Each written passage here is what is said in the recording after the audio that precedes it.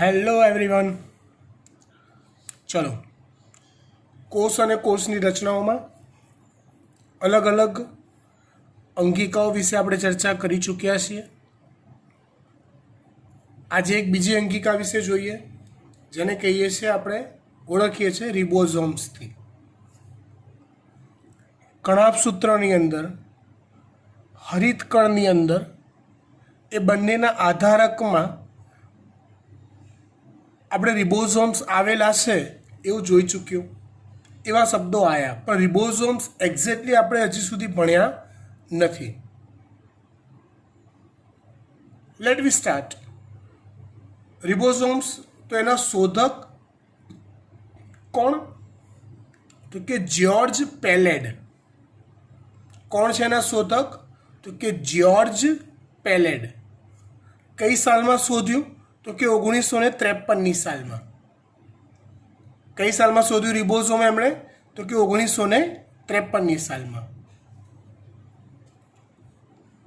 Electron માઇક્રોસ્કોપનો ઉપયોગ કરી કોષમાં સઘન કણિકામય રચના રિબોઝોમને સૌપ્રથમ વખત નિહાળી. સઘન કણિકામય રચના, આનો અર્થ શું થયો? તો જુઓ, તમને હું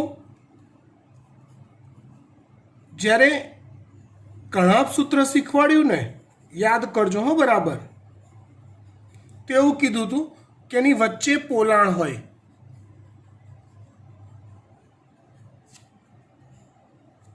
કણાભસૂત્રની અંદર વચ્ચે પોલાણ હોય, રાઈટ? એ પોલાણમાં પ્રવાહી ભરેલું હતું, જેને આપણે મેટ્રિક્સ કીધું હતું અથવા આધારક કીધું હતું. એવી જ રીતે હરિતકણ, એવી જ રીતે ગોલ્ગી કાય, આ બધી જ રચનાઓ એવી છે કે જે વચ્ચે પોલાણ ધરાવે છે. આપણે એવું કહીએ કે ગોલ્ગી કાય, તો કે ગોલ્ગી કાયમાં આવી નલિકામય રચના હોય, સિસ્ટરની ની થપ્પી હોય. નલિકાનો અર્થ જ થયો વચ્ચે પોલાણ. નલિકા એટલે શું? તો કે એક પાઇપ જેવી રચના. પાઇપ હોય એટલે વચ્ચે પોલાણ હોય. પણ રિબોઝોમ જે છે ને, એના માટે તમને એવું કીધું છે એ સઘન રચના છે. સઘનનો અર્થ થાય પોલાણ વગરની, અથવા એવું કહેવાય નક્કર, અથવા એવું કહેવાય નક્કર, વચ્ચે ક્યાંય પોલાણ નથી એવી રચના. કણિકામય એટલે દાણાદાર રચના. શોધકની વાત પતી ગઈ. ત્યાર પછી વાત કરીએ એની રચનાની. રિબોઝોમ એ આરએનએ અને પ્રોટીનની બનેલી રચના છે. એટલે રિબોઝોમનું સ્ટ્રક્ચર, જેમ આપણું ઘર શેનું બનેલું હોય? તો કે ઈંટોનું, માટીનું, સિમેન્ટનું, કપચીનું વગેરેનું બનેલું હોય, એમ રિબોઝોમનું જે સ્ટ્રક્ચર છે એમાં બે આઇટમ આવેલી હોય, આરએનએ અને પ્રોટીન. રિબોઝોમમાં જે આરએનએ હોય ને, આરએનએ નું આખું નામ છે રિબોન્યુક્લિક એસિડ.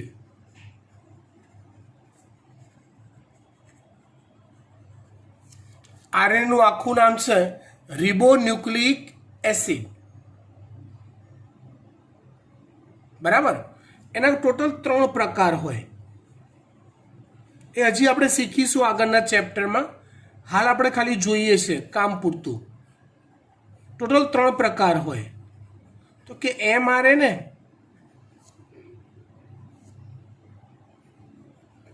ટીઆરએનએ અને આરઆરએનએ. આખા નામ ખાલી બોલું છું, યાદ રહી જશે એવા છે. એમ મતલબ થાય મેસેન્જર, ગુજરાતી સંદેશક. ટી ટ્રાન્સફર, ગુજરાતી વાહક. R ribosomal, R ribosomal.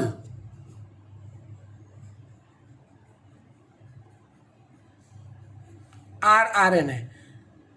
હવે તમને ખબર પડી ગઈ કે અહીંયા એવું લખ્યું છે કે તે આરએનએ અને પ્રોટીનની બનેલી રચના છે, તો એમાં કયા આરએનએ હશે? એમઆરએનએ હશે, ટીઆરએનએ હશે કે આરઆરએનએ હશે? યસ, આરઆરએનએ હશે. Okay, fine. તે કોઈ પણ પટલથી ઘેરાયેલી હોતી નથી. એટલે રિબોઝોમ એક નક્કર પથરા જેવી રચના, કણિકામય રચના, એવું ધારી લો, કાંકરી જેવી. કણાભ સૂત્રમાં યાદ કરો, બાહ્ય પટલ અંતઃપટલ હતું. હરિતકણમાં પણ આવા બે પટલ હતા.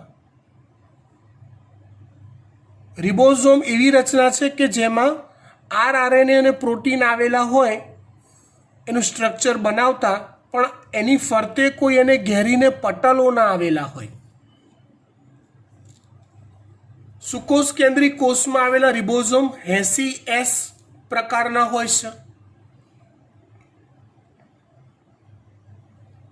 આદિકોષ કેન્દ્રીય કોષમાં આવેલા રિબોઝોમ્સ તેમજ અંગિકાઓના આધારકમાં આવેલા રિબોઝોમ્સ 70S પ્રકારના હોય છે.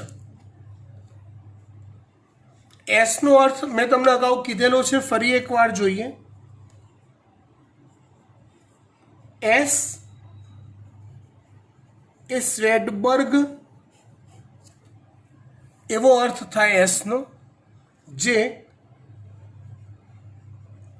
ઘનતાને આધારે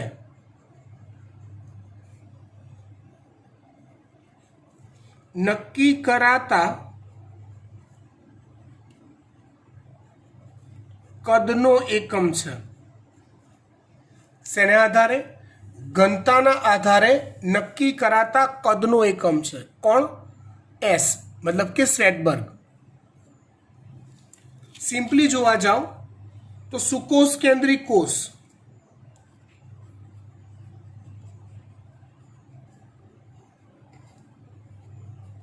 એટલે આપણા કોષોમાં કોષરસમાં આવેલા રિબોઝોમ્સ, મુક્ત રિબોઝોમ્સ અંતઃકોષરસ જાળની સપાટી પર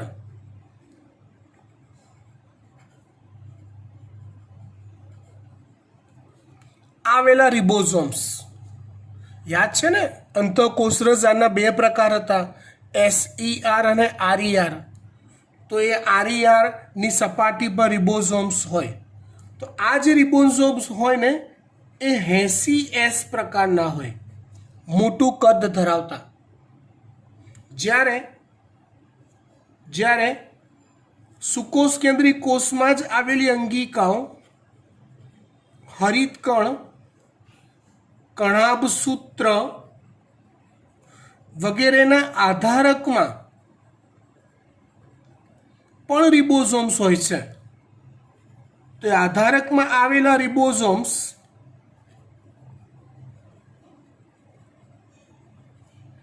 એ નાના કદના, એટલે કે 70S પ્રકારના હોય છે. આ ઉપરાંત બેક્ટેરિયાના કોષરસમાં પણ રિબોઝોમ્સ હોય છે. એ રિબોઝોમ્સ પણ 70S પ્રકારના હોય છે. ઇન શોર્ટ, સુકોષ કેન્દ્રી કોષના કોષરસમાં અંતઃકોષરસજાળની સપાટી પર જે આવેલા હોય એવા રિબોઝોમ 80S પ્રકારના, આપણા કોષોની અંદર કોઈક અંગિકાઓની અંદર આધારકમાં અંગિકાઓની અંદરના પ્રવાહીમાં જો રિબોઝોમ છે તો એ 70S હોય. અને બેક્ટેરિયાના કોષોમાં જો, એટલે કે પ્રોકેરિયોટિક કોષોમાં જો રિબોઝોમ્સ છે તો એ 70S પ્રકારના હોય.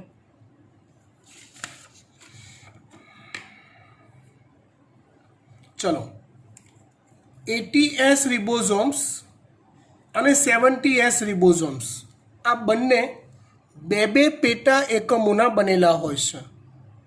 બે યુનિટ્સ ભેગા થઈને એક કોમન યુનિટ બને છે.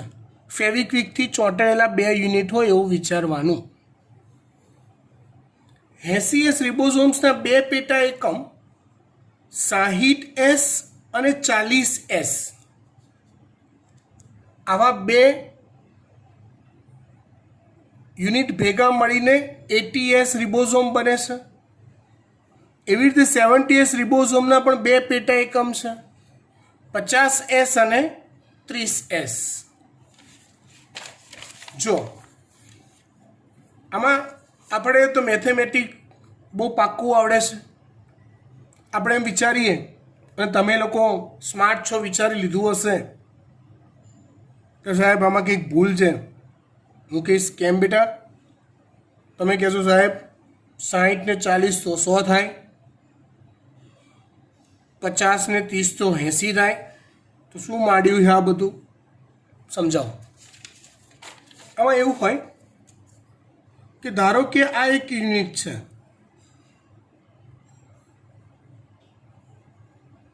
જેનું કદ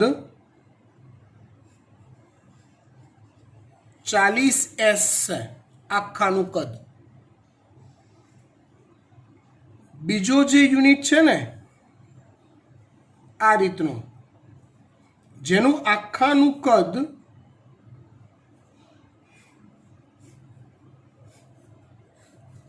60S હોય, પણ બંનેનો થોડોક ભાગ તમે જુઓ, આ વચ્ચેનો વિસ્તાર એકબીજા પર ઓવરલેપ થયેલો હોય.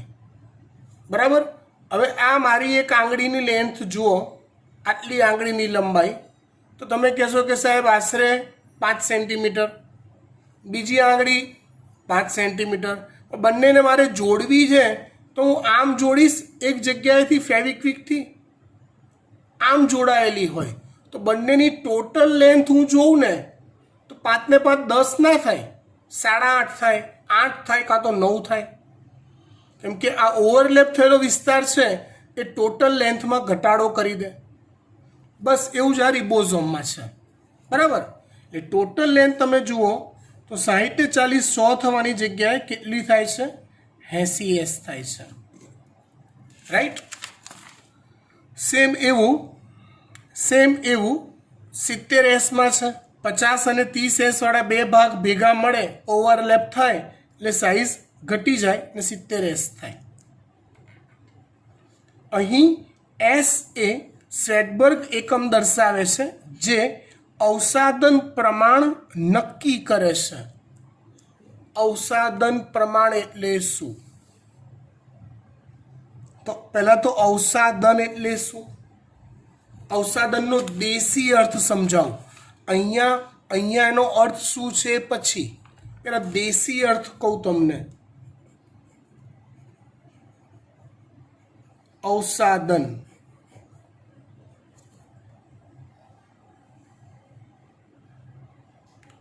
હવે હું પાણી ભરેલા એક ડોલમાં માટીના 2 મુઠ્ઠા નાખી દઉં. ઇમેજ કરો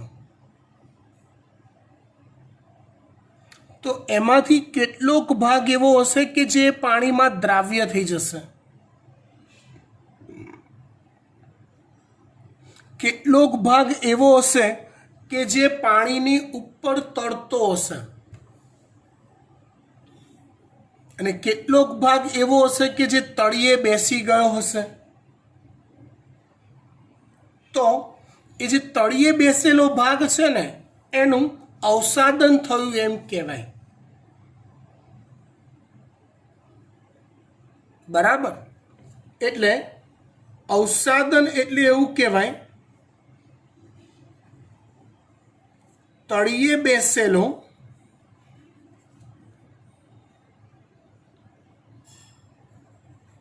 અદ્રાવ્ય ભાગ. એટલે અવસાદન થયેલો ભાગ એવું કહેવાય.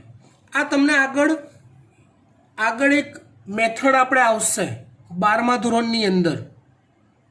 મેથડ આવશે સુએજ પ્રક્રિયા.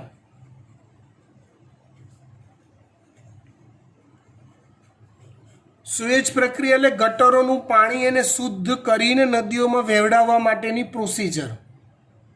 એ શુદ્ધ કરવાની પ્રક્રિયાને સુએજ પ્રક્રિયા કહેવાય. એની અંદર આ અવસાદન આવશે. અહીંયા અવસાદનનો અર્થ તો ટૂંકમાં એટલું સમજી લો કે રિબોઝોમનું પોતાનું કદ સૂક્ષ્મ છે. એટલું સૂક્ષ્મ છે કે માઇક્રોમીટર કે નેનોમીટરમાં માપવું ટફ છે. માઇક્રોમીટર, નેનોમીટર, મીટર, કિલોમીટર આ બધા ભૌતિક માપક્રમ છે. એમાં એનું કદ નથી માપી શકાતું. એટલે કદ માપવા માટે એક અલગ પદ્ધતિ નક્કી કરી છે. સ્વેડબર્ગ નામના વૈજ્ઞાનિકે આપી હતી. અવસાદન કરવાનું અને પછી એની ઘનતાનું માપન કરવાનું અને એ ઘનતા પરથી એનું કદ ડિસાઈડ કરવાનું. ઓકે. એનું કાર્ય કોષમાં જરૂરિયાત અનુસાર વિવિધ પ્રકારના પ્રોટીનનું સંશ્લેષણ કરે છે. જો તમને એક વાત કહી દઉં, કોઈ પણ કોષ હોય ને, કોઈ બી XYZ લઈ લો, એ કોષનો મુખ્ય બંધારણીય ઘટક પ્રોટીન છે. પ્રોટીન વગર કોઈ પણ કોષનું નિર્માણ થવું શક્ય નથી. કોષમાં આવેલી ભલભલી પટલો, દિવાલો, મોસ્ટ ઓફ ધ પાર્ટ પ્રોટીનનો બનેલો છે. કોષીય પ્રક્રિયાઓ કરવા માટે ઉત્સેચકો જોઈએ, ચયાપચયની ક્રિયાઓ કરવા માટે. તે ઉત્સેચકો પણ મોટા ભાગના પ્રોટીનના બનેલા છે. મતલબ પ્રોટીન એ બહુ હાઈ ફાઈ ચોઈસ છે કોષ માટે. જોઈએ જ જોઈએ અલગ અલગ પ્રકારના પ્રોટીન. તો પ્રોટીન બનાવતી ફેક્ટરી કોષે નાખવી જ પડે. તે ફેક્ટરીનું નામ છે રિબોઝોમ. રિબોઝોમની ચર્ચા પૂરી થઈ ગઈ. ત્યાર પછી થોડુંક સેટિંગ કરી દઉં. 2 મિનિટ. હા,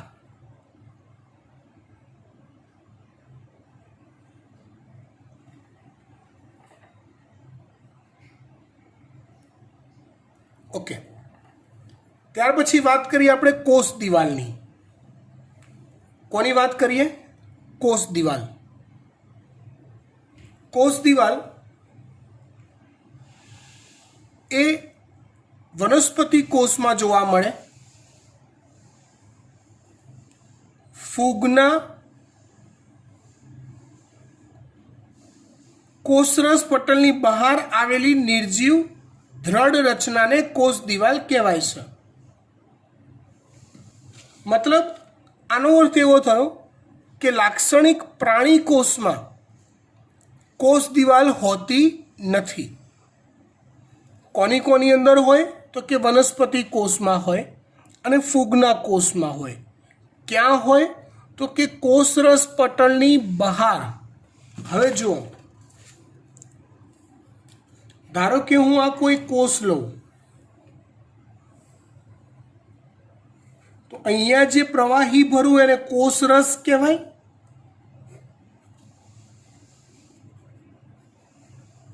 તો કોષરસને ઘેરીને આવેલું જે પટલ હોય ને આ, એને કોષરસ પટલ કહેવાય.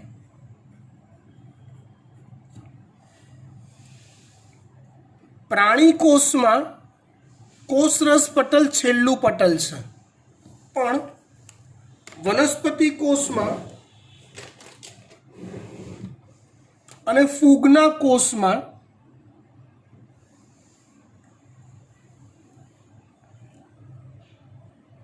એને ઘેરીને એક આવું બીજું પટલ આવેલું હોય જેને કોષ દિવાલ કહેવાય, જે એક નિર્જીવ પટલ છે. નિર્જીવ પટલ એટલે તો કે જીવંત નથી. આપણો કોષ એક જીવંત રચના છે. પણ વનસ્પતિ કોષમાં કોષને ઘેરીને આવેલું સૌથી બહારનું આઉટર લેયર કોષ દિવાલ એ નિર્જીવ રચના છે. આગળ વધીએ. કોષ દિવાલ શું કામમાં આવે? તો કે કોષને નિશ્ચિત આકાર આપે છે. વનસ્પતિ કોષને નિશ્ચિત આકાર આપે છે. યાંત્રિક નુકસાન અને ચેપ સામે રક્ષણ આપે છે. કોઈ ફિઝિકલ ડેમેજ કોષને ન થાય એનું ધ્યાન રાખે. ચેપ સામે રક્ષણ આપે એટલે કોઈ સિમ્પલી જેમ આપણા શરીરમાં જે કામ ત્વચા કરે છે, ત્વચા આપણને વિવિધ ચેપોથી રક્ષણ આપે છે, ઇન્ફેક્શનથી રક્ષણ આપે, એવું જ કામ વનસ્પતિ કોષોમાં કોષ દિવાલ કરે છે. અનિચ્છિત મહાઅણુઓના પ્રવેશને અટકાવે છે. મહાઅણુ એટલે શું? તો કે મહાઅણુ એટલે મોટા કદના અણુ.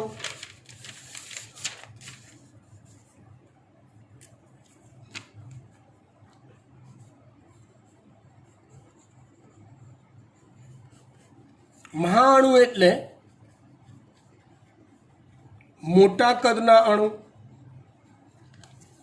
કોષ દિવાલ અનિચ્છિત એટલે કોષને જરૂર ના હોય એવા મોટા કદના અણુઓને કોષમાં પ્રવેશતા રોકે છે. પાસેના કોષો વચ્ચે સંપર્ક જાળવે છે. એટલે આ એક વનસ્પતિ કોષ હોય,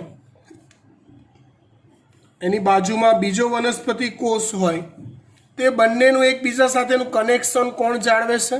તો કે કોષ દિવાલ જાળવે છે. ઇન શોર્ટ 4 કાર્ય: કોષને નિશ્ચિત આકાર આપે છે, યાંત્રિક નુકસાન અને ચેપ સામે રક્ષણ આપે છે, અનિચ્છિત મહાઅણુઓના પ્રવેશને અટકાવે છે અને પાસેના કોષો વચ્ચે સંપર્ક જાળવે છે.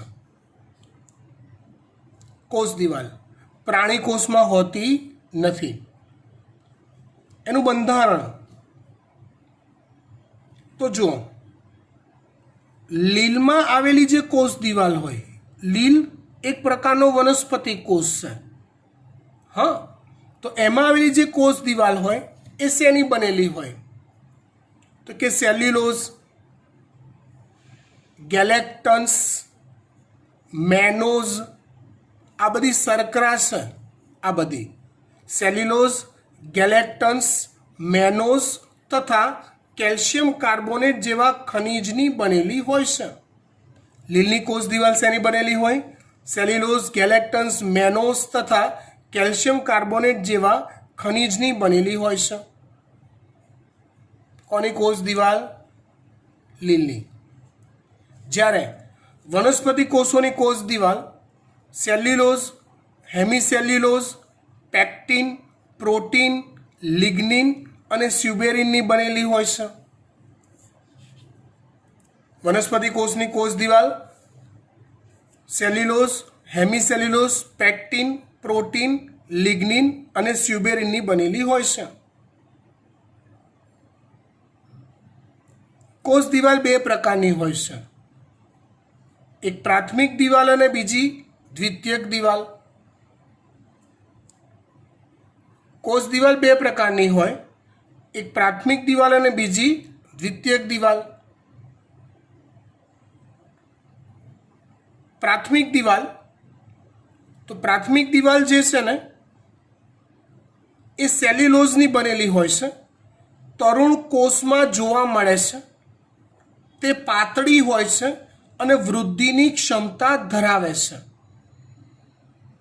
કોષની પરિપક્વતા સાથે તે નાશ પામે છે. આનો અર્થ સમજાવું તમને. તો જુઓ, કોઈ પણ કોષ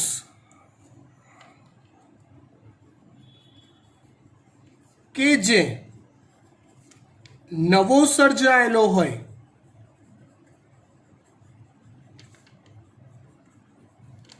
તેને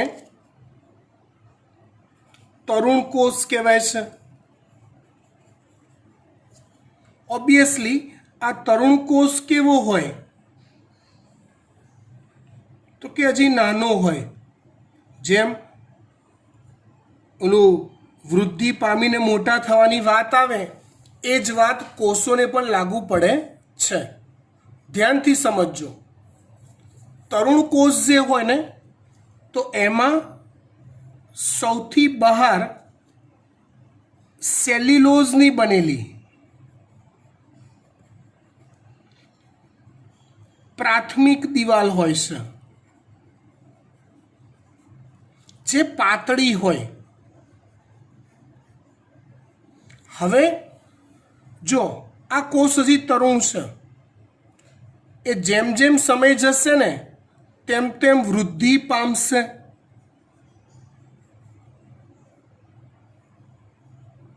જેમ જેમ સમય જશે તેમ તેમ એ કોષ શું પામશે તો કે વૃદ્ધિ પામશે. અને વૃદ્ધિ પામીને પરિપક્વ થશે. તો સેલ્યુલોઝની પ્રાથમિક દિવાલની ખાસિયત એ છે કે એ પણ જોડે જોડે વૃદ્ધિ પામી શકે છે. એ પણ જોડે જોડે મોટી થઈ શકે છે. કહેવાનો ભાવાર્થ વનસ્પતિ કોષ દિવાલ બે પ્રકારની હોય. એક પ્રાથમિક દિવાલ હોય અને દ્વિતીયક દિવાલ હોય. ટેકનિકલ લેંગ્વેજમાં એવું કહેવાય કે કોષનું નિર્માણ થયું, કોષનું સર્જન થયું, જેને આપણે તરુણ કોષ કીધો. કોષનું નિર્માણ થયું કે કોષનું સર્જન થયું એ વખતે રચાતી દિવાલ એટલે પ્રાથમિક દિવાલ, જે પાતળી હોય, સેલ્યુલોઝની હોય. હવે પ્રાથમિક દિવાલ રચાયા પછીથી જે પછીથી જે નવી દિવાલ રચાય એને દ્વિતીયક દિવાલ કહેવાય. આવું ક્યારે થાય તો કે કોષ એકવાર પૂરેપૂરો વૃદ્ધિ પામી જાય ને પછી કોષ દિવાલની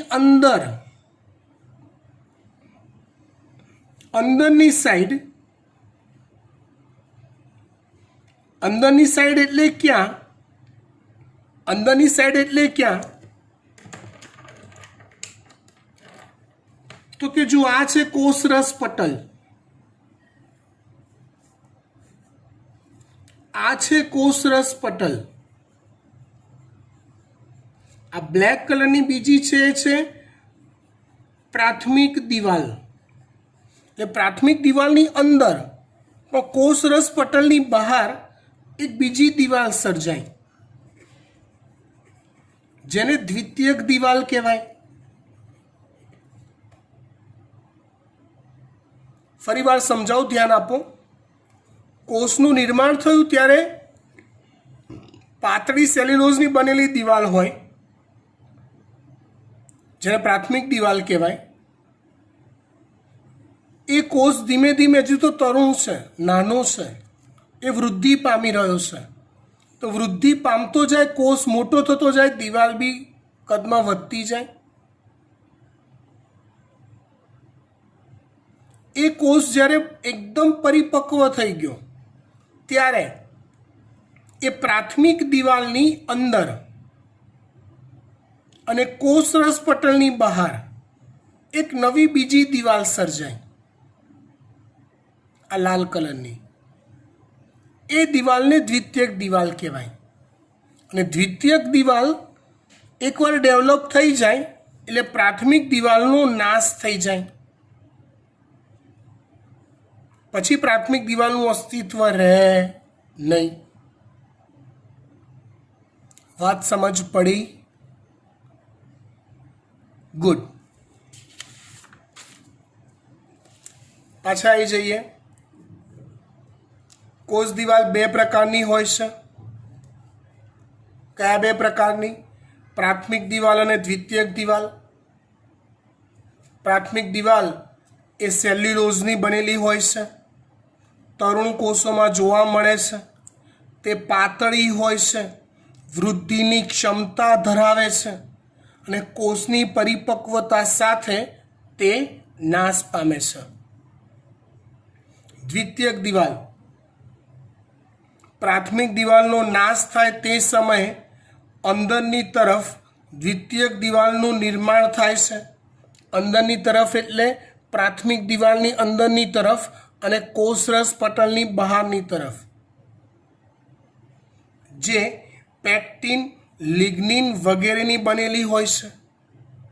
શેની બનેલી હોય? પેક્ટિન, લિગ્નિન વગેરે દ્રવ્યોની બનેલી હોય છે. આગળ વાત કરીએ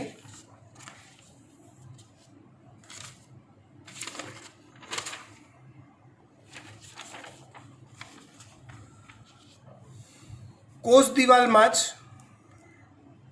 એક બીજો મુદ્દો આવે છે, મધ્ય પટલ.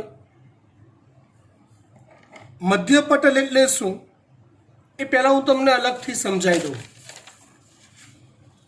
જો થોડુંક મોટું દોરીશું સ્ટ્રક્ચર એટલે તમને વધારે સરસ ખબર પડે.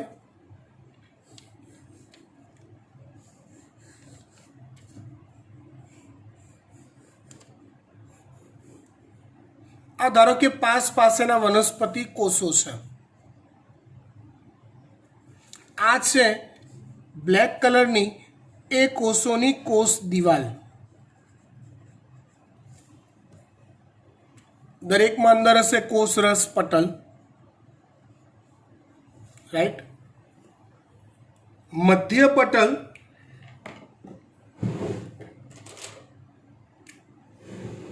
એ ક્યાં હોય તો કે બંને કોષોની કોષ દિવાલોની વચ્ચે હોય.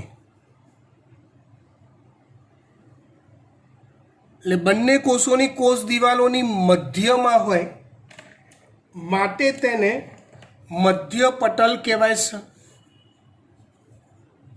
માટે તેને મધ્ય પટલ કહેવાય છે. પાસેના કોષો એકબીજા સાથે મધ્ય પટલ દ્વારા સંપર્કમાં હોય છે.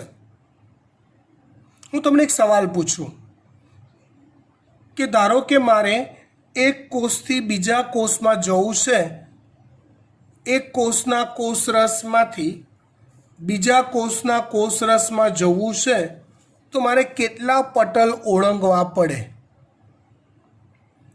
જુઓ, અહીંથી હું જઈશ એટલે પહેલાં આ કોષનું કોષરસ પટલ આવશે, બનાવી દઉં તો તમને વધારે સરસ આઈડિયા આવે.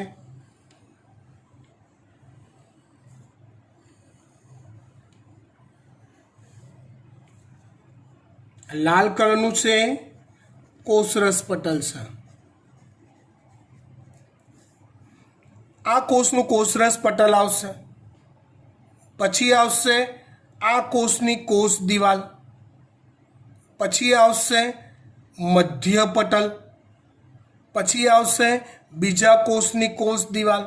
પછી આવશે કોષરસ પટલ અને પછી આવશે કોષરસ.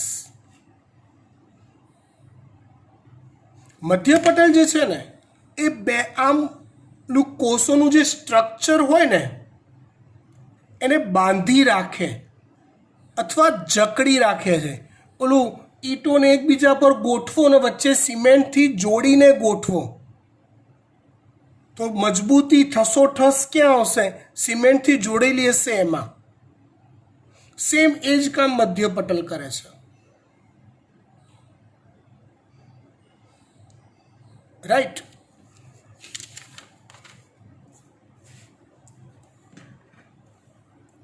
પાસેના કોષોને એકબીજાના સંપર્કમાં રાખે છે, કોષોને એકબીજા સાથે જકડી રાખે છે, એકબીજા સાથે જકડી રાખે છે.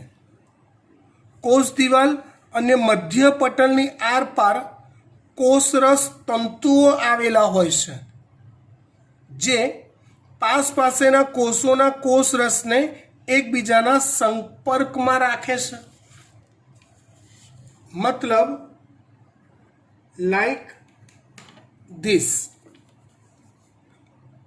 આ રીતે હમણાં મેં ના કીધું મારે એક કોષથી બીજા કોષમાં જવું છે તો કે તમે કહો સાહેબ મરવા દો ને, કેમ? તો કે સાહેબ એક કોષનું કોષરસ પટલ ઓળંગવાનું, પછી એની કોષ દિવાલ ઓળંગવાની, પછી મધ્ય પટલ ઓળંગવાનું, પછી પાછું બીજા કોષની કોષ દિવાલ, પછી પાછું એનું કોષરસ પટલ, પછી પાછું કોષરસમાં જવાનું. મરવા દો ને, આ બધા જફા કર્યા કરતા. તો અહીંયા કોષ એકબીજા સાથે વાટકી વ્યવહાર કરવા માટે, દ્રવ્યોની આપલે કરવા માટે કોષરસ તંતુઓ ધરાવે છે, જે એક કોષના કોષરસથી છેક બીજા કોષના કોષરસ સુધી સંપર્કમાં હોય છે. અને વન ટાઈપ ઓફ ટનલ ધારી લો, બોગદું ધારી લો, બે કોષ વચ્ચે સૂક્ષ્મ કનેક્શન હોય એવું, જેને અંગ્રેજીમાં પ્લાઝ્મોડેસ્માટા કહેવાય છે. શું કહેવાય છે અંગ્રેજીમાં? પ્લાઝ્મોડેસ્માટા, જે પાસેના કોષોને એકબીજાના સંપર્કમાં રાખે છે. તે કેલ્શિયમ પેક્ટેટનું બનેલું હોય છે. તે એટલે શું? તે એટલે શું? તો કે મધ્ય પટલ શેનું બનેલું હોય છે? કેલ્શિયમ પેક્ટેટનું. એટલે પેક્ટિન અને કેલ્શિયમ બંનેનું મિક્સચર હોય છે. સારું, આટલે સુધી રાખીએ છીએ. હોમવર્ક રેગ્યુલર કરજો, 2 વાર કરી મોઢે કરીને લખજો. Okay, by.